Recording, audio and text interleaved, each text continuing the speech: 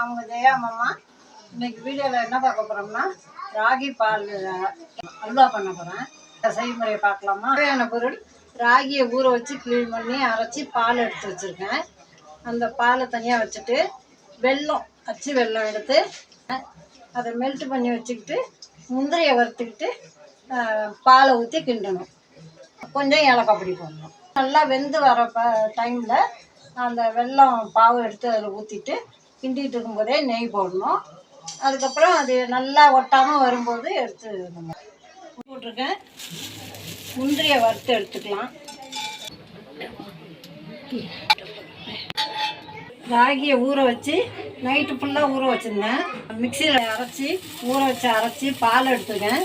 இந்த கப்பில் 1.5 கப்பு ராகி பால் ஊற்றுறேன்.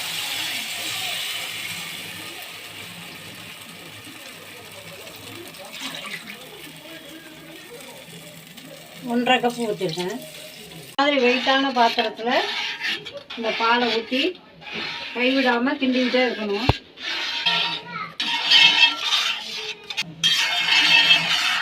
இப்போ இது நல்லா வேகணும்.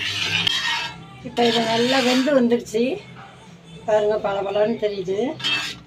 இந்த டைமில் நான் வெல்லம் பாவு எடுத்து வடிகட்டி வச்சுருக்கேன். அதை ஊற்றுறேன். இப்போ 3/4 கப்பு போட்டிருக்கேன். கொஞ்சம் மெல்ட் ஆகுறதுனால கொஞ்சம் தண்ணியாகும், சரியாக போயிடும். அப்புறம் இந்த டைமில் கொஞ்சம் கொஞ்சமாக நெய்யை போட்டு கிண்டிகிட்டு இருக்கலாம். கொஞ்சம் கெட்டியாக வர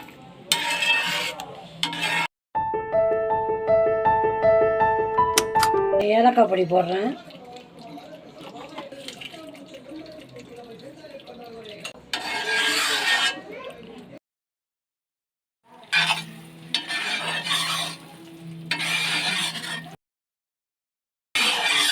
இதுதான் கரெக்டான பதம்.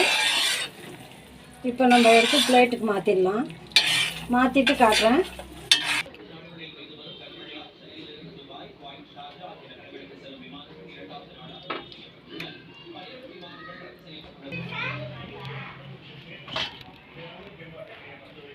ராகி பால் வெல்லம் அல்வா செஞ்சுருக்கேன். ரொம்ப நல்லா வந்திருக்கு. இந்த ராகி அல்வா செஞ்சு பார்த்துட்டு எனக்கு கமெண்ட் பண்ணுங்கள், லைக் பண்ணி ஷேர் பண்ணுங்கள்.